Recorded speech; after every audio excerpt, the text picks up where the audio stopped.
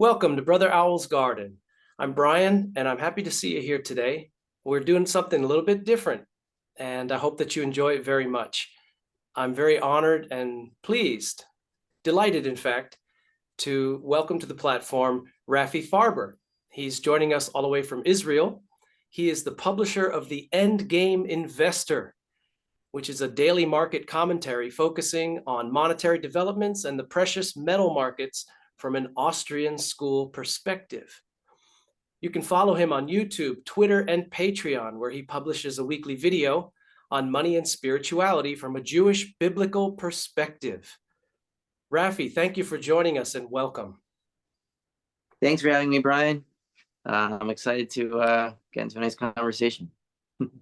Yeah, well, let's jump right into it. I haven't done too much on worldly things, but we're going to blend worldly with spiritual today with your wisdom that you can offer us today. But before we start, I want to make sure that our viewers understand what is the Austrian school perspective. Most people may not be familiar with that. Okay, so economics, before it became like a social engineering project to try to further certain outcomes by making calculations and messing with society, it was a study in human interaction, right? It was just a study of how do humans interact? How do we make these economic systems? How do they work? So people studied that and wanted to figure out what makes prices go up, what makes prices go down. It was a study of logic. And the Austrian school was founded by a man called Karl Menger in the 19th century, and it was really brought where he basically broke down economics to the basic transaction of trading one thing for another thing, and then from there money grew out of that. And his point is that there's no qualitative difference between money and any other good. Money just happens to be the most liquid commodity in any given economic system, meaning its price changes the least over time, which makes it convenient for natural reasons to use it as an intermediary of exchange to get other things that you want that you might not be able to directly get. And that was his point. And then Ludwig von Mises, who I have a picture of in my usual background, he was active in the 20th century, early 20th century, Holocaust survivor. He barely escaped the Nazis. A few turns on a bus and it went the wrong way, he would have been murdered. But he got out by the skin of his teeth, and he ended up founding the Austrian School of Economics in a macro sense, plugging in the logic of Karl Menger into the entire broad economic system, rather than seeing it as one transaction between one person and another person, really transferring that logic to the entire economy.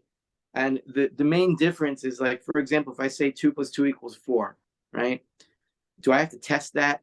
I don't have to test it. I know deductively it has to be true. So in the same way, when I say something like the minimum wage will cause unemployment, right? Minimum wage meaning you're not allowed to pay someone below that wage to work. So that means that people whose labor is worth less than the minimum wage, they won't get a job. So it will cause unemployment. That's just a deductive fact. And now where economics kind of went wrong in the 20th century was they started to treat it like a hard science, like physics. Like, okay, they want the rocket ship to go in a certain way, so we're going to do trial and error and try certain things. And if it doesn't work out, it turns humanity into a basic social experiment. And in a broad sense, it violates the Nuremberg Code. We're going to go into that, but if economists are going to say like, well, what if we mess with the money supply, or what if we raise taxes here and cut taxes there, and we want human behavior to be this and not that, we'll just mess with everybody's lives and hopefully we'll be right. And if not, everyone will be screwed. So I think that's immoral, and that economics is a study of logic. It's not a study of empirical messing with people's lives. Mm-hmm. Well, I think with the coming onslaught of CBDCs, we're going to have a whole lot of messing with people's lives, but we won't get into that just yet. As a fundamental question, just to begin with, in the context of what wisdom you can offer as to the spiritual aspect of financial and money affairs, what defines wealth to the extent that what are the forms of what constitute wealth? Wealth is basically what makes you happy, the things that you want to pursue in life. It's not money. Money is in accounting. It's a way to account for wealth. But I mean, you could say like you versus a billionaire. I'm sure you don't have a mansion and that you're not really that into material things, besides, what they serve for you on a daily basis that you need. That seems to be your lifestyle. And, frankly, that's kind of mine too. I enjoy wealth. I like things. I like to have stuff. I like having more money. But really what I like most is ideas. So you can be wealthy in ideas, you can be wealthy in material goods, you can be wealthy in both. But if you're not satisfied with what you have, like how are you wealthy? It doesn't matter what you have. Right. The Mishnah, one of the earliest rabbinic works, compiled in around the year 200 after the Common Era, says that, Ezu Ashir Asamech B'Chalko, who's wealthy, who's someone who's satisfied with what he has, right? And anyone can be that. Yeah. So, but economics is gonna be the study of material wealth. That's what it's gonna be, because we're all here, we're all mortal, we're all going to die. We all know we have a finite amount of time, and because the supply is limited, each moment is valuable, and it depends what we have to do with those moments. So that's what the study of economics is. Yeah. I think that balance is always the key to everything. You reminded me of a quote that I heard from a Catholic priest when I was probably 8. And he said, happiness is not having what you want, it's wanting what you have. I'm not going to splice words with him, but the point that he's saying is contentment is something within you that is not depending on getting more, but is connected to gratitude for what you do have. And many times what we do have, I know this is not always the case, but in many cases, what we do have is what is not only enough, but what is ideal for us, because excess to a point becomes a definite detriment, as much as an unreasonable lack might do the same. Well, yeah, I mean, different people can have different tolerances for material wealth. I mean, I could see someone who's a multi-billionaire doing really great things in the world, and he loves his luxury cars and he loves all the stuff that he has and all of his stuff, and that's fine. I mean, as long as he acquires his money through fair trade and he's not stealing, he could be as rich as possible. It doesn't really matter. And if he really gets enjoyment out of that, and he really spreads the good in the world through that, Right. I'm not going to call, for example, Elon Musk like the best person in the world, but am I glad that he's so rich right now? Yeah, I'm pretty glad that he's rich because he's doing a lot of good. Yeah.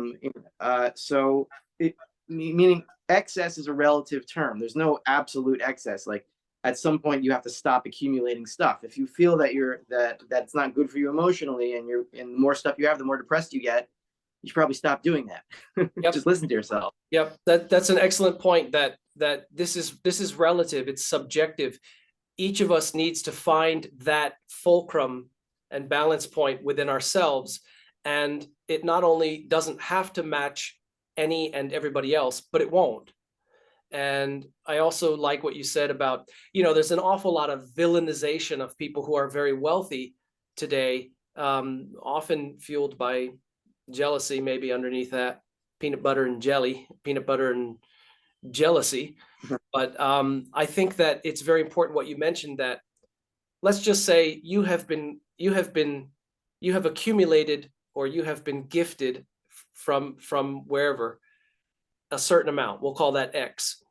And what you are doing with that is what matters most. And that can be on the most minuscule level or on the most macro level. And since we are keeping this, connected to biblical principles, I come from a Catholic background, so I remember the story of the poor widow in the temple who gave one little coin, and Christ was there with his apostles, and they said, "Oh, it's maybe she, how about that?" And he said, "No, you don't understand. She just gave more than the biggest donors of the temple. because she did not give from her excess of wealth. That was the last coin she had. So you see, it is all definitely relative. And I think that the more generous people are with the wealth that they have and that they've been given, the more that river of abundance flows into them, because they become a conduit of the providence of divinity. Well, okay, so I'll object to that just slightly. Sure. I don't come from the Christian tradition at all, so I'm not familiar with the Christian Bible. I'm familiar with the temple. I know that one. Yeah. But at least from the Jewish perspective, there is a maximum that you should be allowed to give in charity, and that is 20%. Okay. And that's not universally agreed upon. That's a guideline that's given by Maimonides, and he gets it from Genesis when Joseph has basically taken over the whole country, and everyone has sold themselves as slaves to Joseph and Pharaoh, and Pharaoh has them tax at a 20% rate, and they say, "Hina avadim Pharaoh, we're slaves to Pharaoh." So point being, like, if you just give away more than 20% of your income, then it's like it's showing that you don't really care about the gifts that God gave you. He's giving you this wealth to help to build things. I mean, charity is good, and it's also a positive commandment. We have to do it. We have to give a certain amount, but also building and trading, that exchanges value for value as opposed to value for consumption, right? If you're giving to a poor person who needs to eat, obviously you should do that, but it's all it's going to do is help them survive another day without building any more capital and keeping the system well invested, right?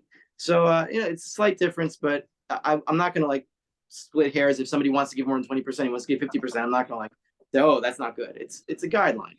No, but I appreciate, and we are focusing on the Jewish biblical perspective from your wisdom bank in the first place. What insights, since we mentioned balance, what insights might you offer to someone that's seeking balance in their life between, let's say, worldly wealth and spiritual purity, righteousness? They're trying to walk the high spiritual path while properly managing the worldly wealth and finances. What would you say to that? Well, okay, so the way I approach this is I don't see these as two separate planes. Mm-hmm. The way that I see Judaism is God is trying to communicate with the world by uniting the physical with the spiritual and putting them together, and that's the manifestation of the temple, of the holy temple on earth. That is where God meets the world, and all these miracles are supposed to happen there. So basically, if you're looking for balance, just look for meaning in everything that you do. Meaning, before I take a drink of water, I say a blessing to God. After I'm finished with the meal, I say a blessing. I mean, everything is packaged. Every step I take. I mean, the keep I'm wearing on my head, it reminds me that God's always on top, and He is. And that can seem like an obsessive, crazy thing to think about all the time, but I mean, especially in the last 3 years since 2020, right? Yeah. I come from the more rationalist wing of Judaism. I've never been a spiritual person in the sense that I think you would be. But this last 3 years has changed me because it has forced me, because I do so many things by rote. I pray 3 times a day, but how many times do I really pray? Right? Not that often. I'm not like, so the last 3 years, I refused to, for example, I would not wear a mask under any circumstances. I won't do it, because it seems that was the keystone to all of the tyranny that came after that. I was like, I'm not getting on this train. I'm not putting it on.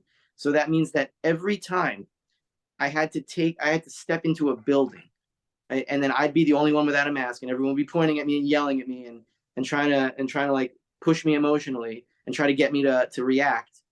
I had to stay calm or I would be in prison. right? And this happened every day, every day. Right. I'd have to like so.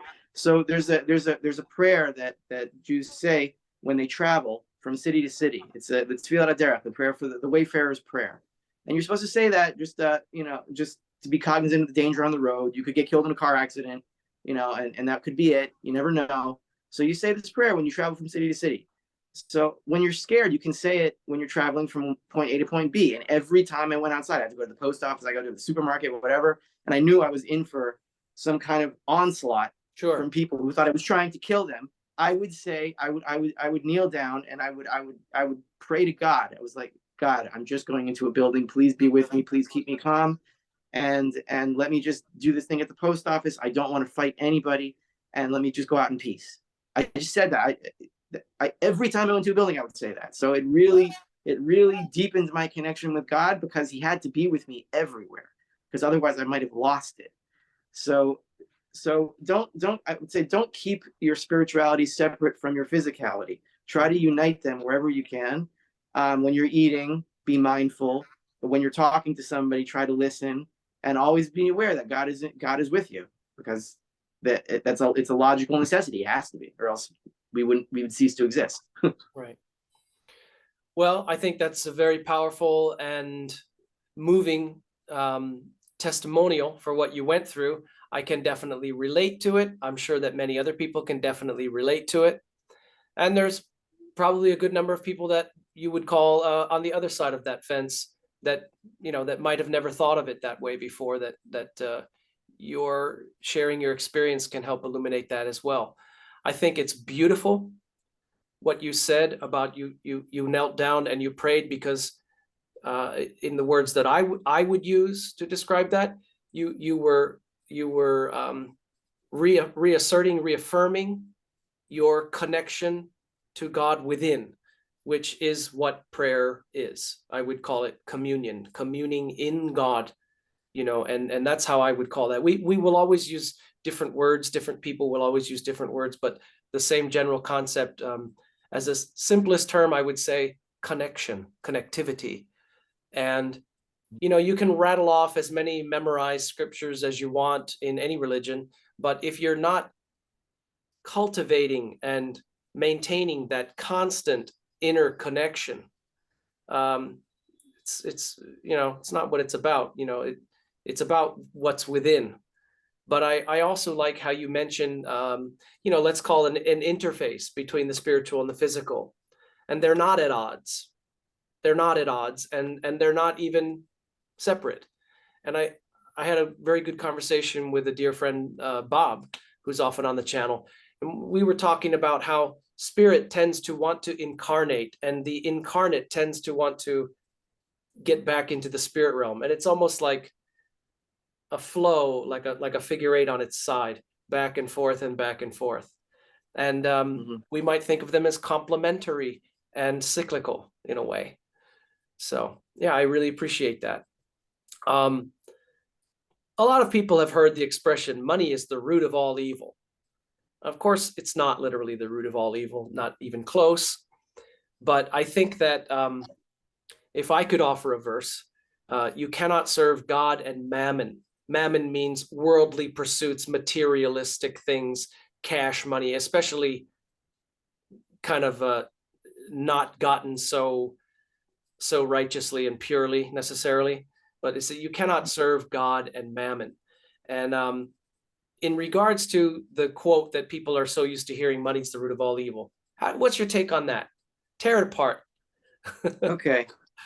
So money is just the root of all economic activity. I mean, economic activity can be good or it can be evil. It depends what you want to do. Sure.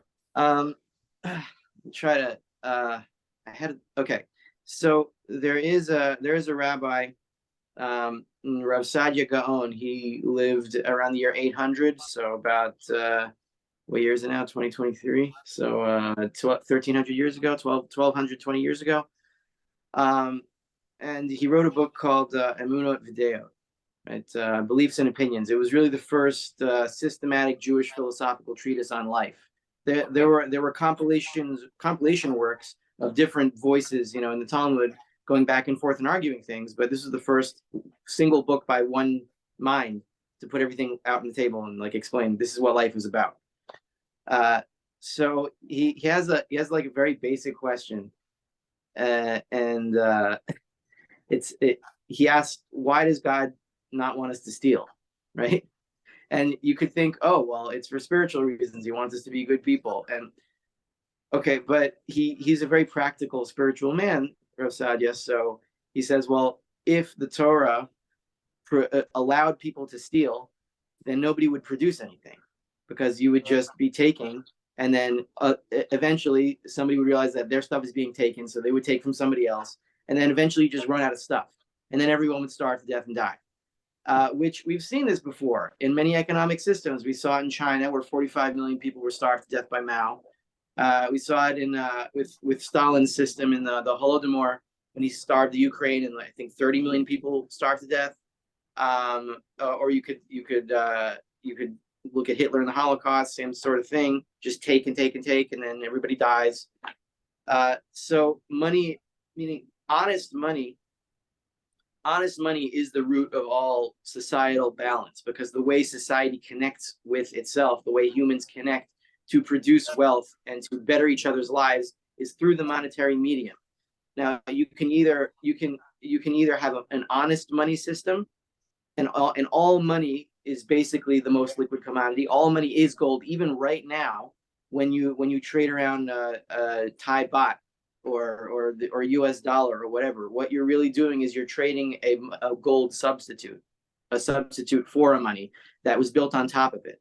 And then what governments ended up doing was, okay, we're going to control the substitute system, and then we'll just create all these more receipts that we'll use to like extract stuff from the economy for ourselves and our buddies, and then everyone else will have less. And how does that manifest itself? Through rising prices and people getting poorer. So when you have an inflationary system that we do now, that I could say is the root of all evil, because not even in a spiritual sense, but in a literal sense, what is causing the breakdown of society and the insanity that we are seeing in all walks of life right now, how people are behaving, mutilate. Like I remember as a kid, we were talking about genital mutilation of children in Africa, and they told us that this like freak us out. We're like, oh, it could never happen in America, but now it's like, what is going on? And the answer is basically with military industrial complex and the pharma industrial complex and the educational industrial complex, where you have all these student loans funded by the government, putting all these people in university systems where they should not be, and having all these crazy ideas, crazy evil ideas, and putting them in academic terms to confuse us. That is all government money. It's government money substitutes, because they're inflating the system. So if you're asking where is all this evil coming from, it's coming from the inflated monetary system in the most literal sense. I'm not speaking in terms of like lofty ideas here, but that's what's happening.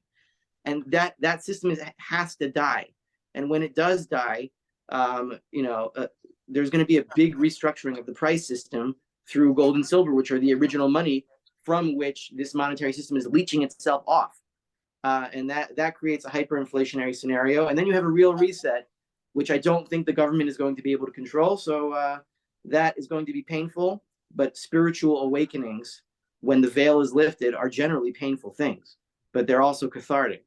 So many people will not survive this, but the spiritually strong will. And one way to become spiritually strong is to accumulate real hard money now, so you can survive it. I actually agree with every word you said. I've never thought of inflation before as being systemic theft, but you could kind of say it that way according to the things that you described. The reason why I invited you on is because I think that it goes without saying, but I think that it's very, very timely that people wake up on every level of their being, not just spiritual, which I do think is priority, at least from my perspective, it's priority. But being that we are in the world, finances and money matter a lot, and a whole lot of people are not very well equipped for what is coming that you have alluded to. This tremendous, we're not even speaking of the engineered Great Reset thing. We're just talking about gigantic tectonic level changes and jolts and quakes seem definitely to be coming. Rafi, I was talking to my mom recently, and I said, basically, every single institution that we have ever known is collapsing. All of them. It's just collapsing on every level. And of course, that would include economic. And so that's why I wanted so much to have you on, and I'm so happy to have you on. And I also would like to acknowledge and thank Elijah, Kaiser, and Dunnigan at libertyandfinance.com, because they were somewhat instrumental in helping to connect me to you, which I appreciate from them very much. What would you offer as what should people do? So we know that there's a giant storm brewing. We know that humanity is going through insanity right now. There's a lot of things collapsing. Huge changes are underway. Where does someone start to prepare and be ready for this? Okay. So I guess if you want just action, to do the first thing to do would be to accumulate some amount of junk silver coins. That's just very practical. First thing to do. Hide it somewhere. It's not that valuable. I mean, you can get like a roll of quarters for a few $100s. This is in the immediate aftermath of a hyperinflationary collapse, a global one. Silver is going to be the most valuable thing, because it is what silver is the primary gold substitute, right? The monetary system runs on gold. And substitute, if a gold substitute is honest, like you have a piece of paper, a dollar that can divide gold into tiny little ounces, and it's honest, then it works better than silver. But in the immediate aftermath of a monetary collapse, there are going to be no functional gold substitutes. So you'll need some silver to trade. So once you do one small thing, even if it's a tiny amount, you'll feel a lot better. Okay, you're like, I'm on a path now. Now what do I do? Okay. So what? So that would be more like a symbolic thing, practical and symbolic, like get you established on a path to moving, in a direction. The second thing I would do after that is like calm down.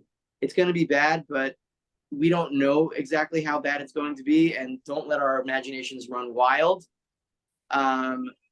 So stay calm, and what about the CBDC? I'll bring that in here. Like a lot of the people on our side of the equation have these like doomsday scenarios in their head where the government is going to control everything, all transactions through CBDC, and we'll have zero freedom left, and there's gonna be social credit scores, blah blah blah. I don't argue that they're not trying to do this. They are trying to do this, but if you go back to Rev Sadia Gaon, who said, like, if inflation being an inherently a theft system from the root, eventually you run out of stuff, and when they run out of stuff, they're not going to be able to control us anymore. It's going to be a reset, but they're not going to be in charge of it. The evil cannot completely take over the world. I mean, God had promised that wasn't going to happen. And where I see the Jewish people in that, it was the reason it keeps us alive through the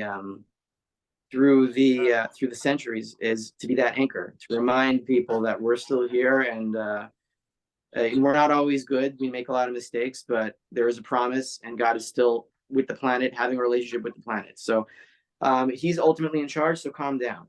The third thing is start organizing a local economy. People that have skills. If you know a local food grower, someone who knows how to grow food, someone who knows how to do carpentry, somebody who knows how to do actual things, and put these people like on a list, so you know who to contact if things break down, what you need for different things, and keep accumulating silver and some gold slowly each month. Take a section of your paycheck and buy some physical coins, and have those skilled people in your life, and make friends with them, and be close with them, and trade with them. So if you can't buy something from Amazon, the computer is down, you can go to a local food grower and say, here, give me some some watermelon, and I'll give you a few silver coins, you know.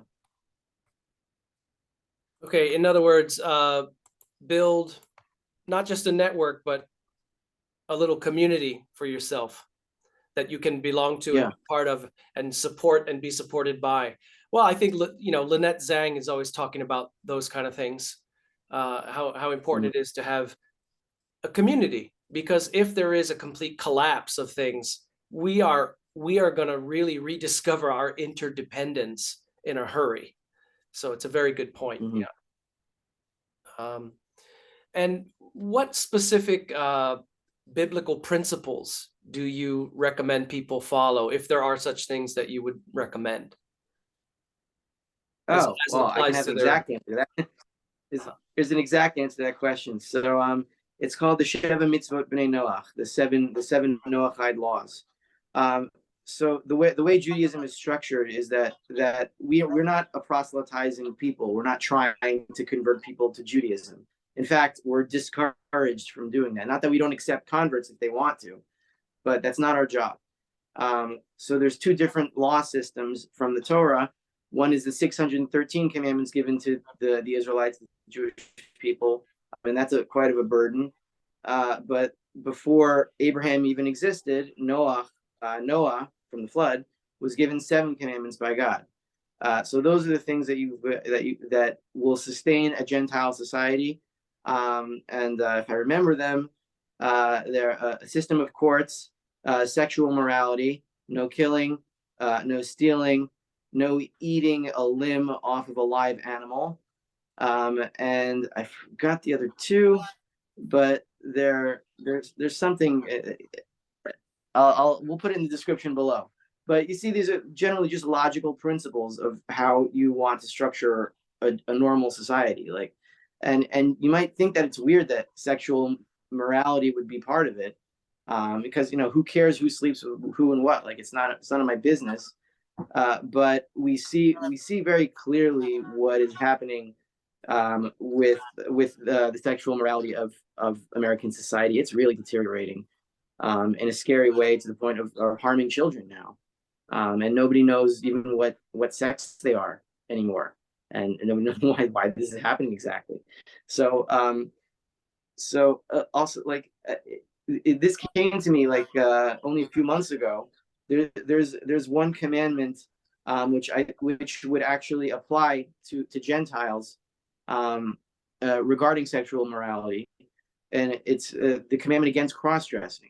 And as a kid, I was thinking, like, well, who cares if you want to dress up like a woman every once in a while to make a joke, whatever. And according to some opinions, that's fine if you're in a play and everybody knows you're faking, and you're just trying to entertain or make a point, and then it shouldn't be a problem. But if you have a society-wide cultural phenomenon of people dressing up like the opposite sex, it's going to mess things up. There's a lot downstream to that it will confuse children, and it will break apart families, and it will stop reproduction. It's just not good. So that's one of them. So the answer is, for people who want to look it up, 7 mitzvahs of Noach. There is a pseudo sort of religion that revolves around this called Noachism. It's not really a religion so much as a common principle that Gentiles who don't want to convert, but who see Jews as, the chosen people, or whatever we call ourselves, and they want to do their thing, then they become Noachides. And you could be a Buddhist Noachide, you can be, a Tibetan Noahide, or whatever it is. The other one is no idolatry, right? That's Yeah. obvious. No monotheism, and no derivatives of God, right? Just as the dollar is a derivative of money, a statue is a derivative of God in the harder physical direction. And when you make derivatives of money, you put them in the more spiritual direction. They're both sins. If you take the spiritual and you make it physical, that's bad. If you take the physical and you make it more spiritual, that's also bad. You want to keep them separate but together in a nice ordered garden where you don't have weeds growing all over the place. That's a very interesting perspective. I'd have to contemplate that one a little bit more. I mean, for example, in Christianity also, no graven images, second commandment, shalt not have any, don't make any graven images or sculptures, things like that. And then a lot of people rail on the Catholics and say, oh, you're worshiping statues, which they're not worshiping statues. It's just a physical, reminder of who they're focusing their adoration on. But it gets into splitting hairs and it gets dicey. But that's also within Christianity. And actually, it was also within Buddhism. For the first 300 years of Buddhism, there were to be no, man-made depictions, statues, etc., of the Buddha.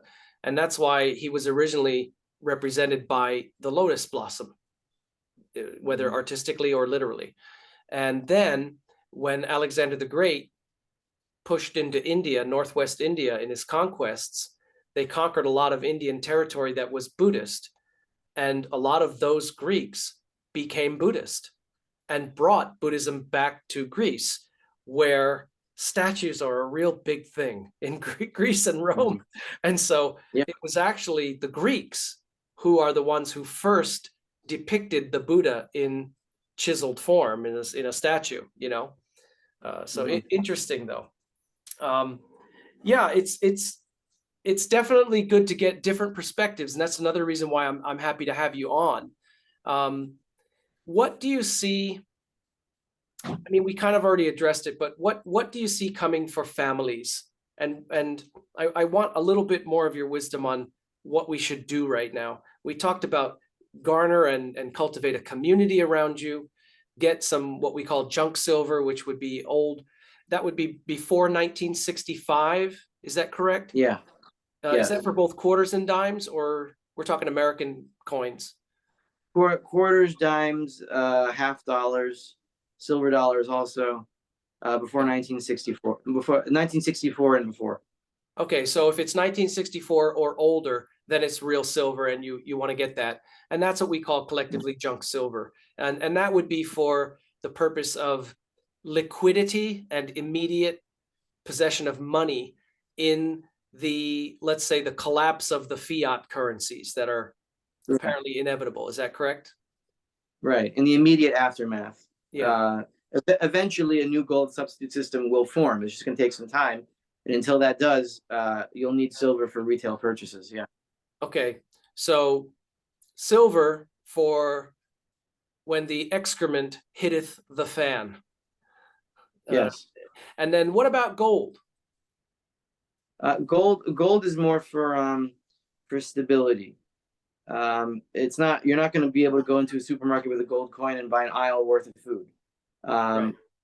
So if you're worried about stocks and bonds in your portfolio and this and that, then if you look at, I mean, it's really unbelievable. But if you look at gold from 2000 to now versus, let's say, who would you say is the most famous investor of the last 50 years that everybody knows his name? You want me to say Warren Buffett? Yeah, Warren Buffett. Okay, so that's usually the name that people come up with. Yeah. Like, wow, Warren Buffett. I can't believe he's such an amazing guy and always knows the right stock picks. Well, if you look at Berkshire Hathaway from 2000 to now, and you compare it to gold from 2000 to now, who do you think wins? Yeah, gold. Yeah, gold beats Warren Buffett, which means that Warren Buffett is just playing an inflationary illusion, right? You don't have to do any of this stuff. Well, isn't Warren Buffett the one? Warren Buffett is the one, I believe, that he doesn't like gold. He calls it a pet rock. I'm pretty sure he said. Yeah, probably because it's beating him. Yeah. Well, hey, pet rock sometimes might be your best friend instead of some illusory, as Ron's basement says, unicorn fart dust, collapsing fiat currency. So, yeah, I think so. In other words, you could say gold to hold. In other words, gold is a way of holding, retaining your wealth outside of the system of the collapsing fiat currencies, etc. Yes, gold is going to be a lot more stable in terms of purchasing power than silver is. Silver is going to have its moment in the immediate aftermath of the collapse when you should use it. But gold will, it'll move up just like it did in the Great Depression. It moved from $21 to $35, basically overnight. And that was more of a statutory thing, but it was really a statutory thing admitting the economic realities. right? So it's the same thing now. I could easily see, for example, let's say in an end game scenario, I'm not predicting this. I'm just saying you could see something like this, where one day there's a run on gold and the dollar is dumped and it goes to $35,000 an ounce, and then they smush it back down, take away 3 zeros, and we're back to 35, and then the whole bubble deflates. That's possible. I think the dollar is going to die completely, which I think would be a lot better, because then the government, most powerful government in the world, would have no foothold with which to rebuild their system of theft. So I think the best scenario is a complete collapse, where everything goes is decentralized and breaks up, and then gradually builds back up together as people trade, one on one, and create a more honest system from the ground up instead of the top down. All right, but Rafi, if like what you said, if gold went to, a bazillion times higher than it is now, and then burst and went back down to a very, very low number, does that mean that the gold has lost its value? That doesn't happen. I can't think of a point in history where that has ever happened, where gold goes way up in value and then way down. It can get a little bit volatile during financial crises. For example, in 2008, like it went from, what was it, like 1,050 to 632 in 2 or 3 months, but then it went back up again. Or in 2020, it went down from maybe 1,800 to 1,450 in 2 weeks, and then it went back up again. So, all right, but that's the reason that gold isn't money is because that doesn't happen. All right, so here's what I was working up towards. When the quote unquote the price of gold fluctuates, is it the value of the gold that is fluctuating, or is it the strength of the dollars as it relates to the value of the gold? Is the value of the gold the empty hub of the wheel, as Taoism would say, and everything else is spinning around it and changing, but the hub remains the same? Is that what we're talking about? Yeah. Yes. Well, I don't want to give an absolutist answer here, because I don't think there is 100% right answer to this question. Okay. But because look, from a logical standpoint, gold is the money and the dollar is the derivative. So everything measures itself back to gold. But that's not so. Yeah. So gold is the empty hub of the wheel, or whatever you're saying that Taoism says, and the ultimate measure should be gold. But that doesn't mean that if you bought gold at like 1,032 in 2008 and then it went down to 632, you're not going to lose purchasing power. You will.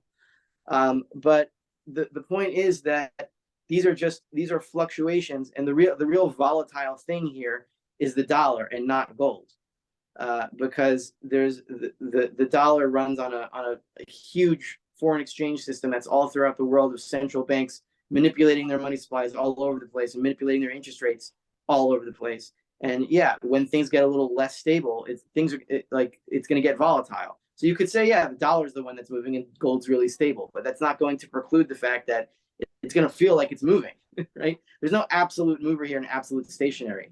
But in your mind, you should see gold as the money, because logically that is what it is, and the volatility really is in the dollar, and you will be affected by the volatility in either way. All right. So I like metaphors and visualizations, and you tell me if this is fair game.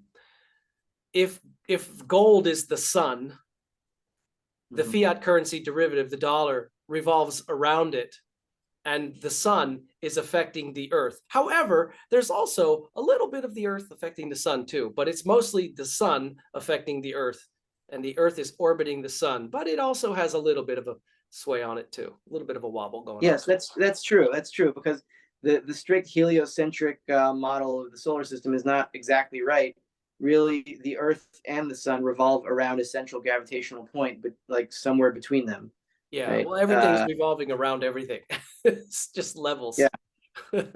Yeah, exactly. All right. So yeah, that is a good analogy. So the real central point of energy is the sun. It is gold. But yeah, the dollar is going to pull on it just slightly, but eventually the dollar is going to die. That's for sure. Okay. Yeah, I think we can all see that coming, and everybody is, it's crazy if you happen to look at YouTube, and I'm sure you must. If you look at the news feed, I've had diametrically opposed shock headlines like you can't believe every single day of the week. Silver crashing, $18, silver $600 side by side, same news feed. So, I mean, yes, as you mentioned before, silver is definitely more volatile than gold, but it also can flare up and reach a much higher surge in price as well. Not only drops, it can go both ways. What do you say to Yeah, people that want to use some silver when it peaks to then buy some gold? Is that a good idea? In other words, silver peaks, sell it, that buy some that's gold. exactly what I plan to do. Yeah, All that's right. exactly what I plan to do. All right. So then we've got a So real good strategy there. Get some silver. And in this case, you're not talking about the junk silver to use for bartering in a crash. You're talking about having some bars or ounces. What are you talking about with that? no, I would. You can have bars and ounces, but like, look, in the immediate aftermath, that's when silver is going to have its maximum purchasing power, and there's a good metric to use to figure out when that's going to be, because we have two instances of this in the last century, once in 1918 and once in 1980, and both were monetary crises, right? 1918 was the inflation of World War I just flooding into the system after the war was finished, and silver. I think what happened was that a silver dollar was worth more than a gold dollar. Doesn't mean that silver was worth more than gold, but a dollar's worth of silver was worth more than a dollar's worth of gold face value. That so the ratio between gold and silver at that point went to about 15 to 1, 15 to 16 to 1. In 1980 was the same thing. The At the peak of the gold mania in 1980, silver went to $50, and gold was at 872. It was about a 15 to 1 ratio, something around there, which is historically, for monetary history, that's basically the monetary ratio of gold to silver. For hundreds of years, it was like that. I think who was that? Isaac Newton. Right? I think he set the ratio between gold and silver at like 15.5 to 1, and that's where it was monetary. When both gold and silver as metals are circulating as money in an economy, that's generally where the ratio is. So when that ratio is hit around 15 to 1, you don't have to get that exactly. You can get rid of your silver before that, 20 to 1, even 25 to 1, because we're like 80 to 1 or something like that. Okay. So when we get to about 20 to 1, I'd say start selling silver, start buying stuff, and if you have extra, then buy gold with it, Okay. right? And get out of the volatility, right? Okay. So do both with your junk silver, or you can have bars all, but don't exclusively buy silver now, because it is volatile and you might not be able to handle that emotional train, right? It might be too much for you, and so you want gold just for your emotional stability, and silver won't provide that. Yeah, I think it's important to Or mention. being too heavy on silver won't provide. Okay. I do think it's very important to mention to people, especially people who might want to start out on this this new realm with finances, um, to don't look at everything as an investment to quickly turn over and make a lot of money. Rather, consider, especially gold, a place to park your existing wealth where it will be as safe and preserved as possible, and unaffected by you know the chaos that everybody seems to designate as coming soon. um, and of course you still need cash to some extent, but or as I like to say, like Robert Kiyosaki says, cash is trash, but you Mhm. still need some. And then the junk silver for the immediate aftermath of a fiat currency collapse, for barterability and purchasing, etc. And then gold to hold your Right. wealth. And So I'm just gonna add one dimension to this.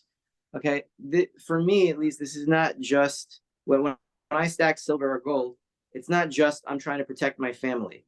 I'm engaged in a battle here, and I'm calling soldiers up, and I know where the core of their power is. I know what the core of evil is. It's the inflationary system. When you buy gold or silver and you hold it in your hand and you put it away, you are emptying out their system of theft. You're hollowing it out. You're engaged in a battle with the evil. right? If everyone tomorrow suddenly converted all their fiat money to gold and silver, fiat would be dead by definition. So this isn't just about saving your family or yourself or even your community. It's about being part of the effort to end this evil and to destroy its core and to decentralize what it's using to enslave us all. The quicker that we can do this, the better. And it doesn't mean go into debt and buy so much and really stretch yourself. Don't stretch yourself. Just keep it in mind that this is that it's not only about saving yourself, it's about fighting back and in a compassionate way, because they might strike a video for saying XYZ about a medicine or whatever reason they would strike a video for. They don't understand that the core of all the stuff, that all the censorship that they're trying to enforce is gold itself. They won't censor you for that because they don't see it. That's their weak spot. We got to get them. We got to end this, and we got to buy gold and silver now, calmly, rationally, step by step, and purposefully. I'm riled up.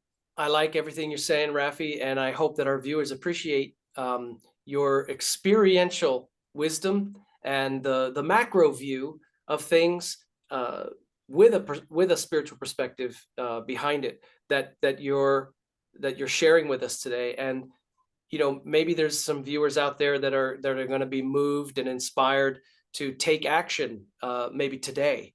And I really appreciate everything that you've offered, and I respect you, and I'm very appreciative and thankful that you came and shared with us today on the channel.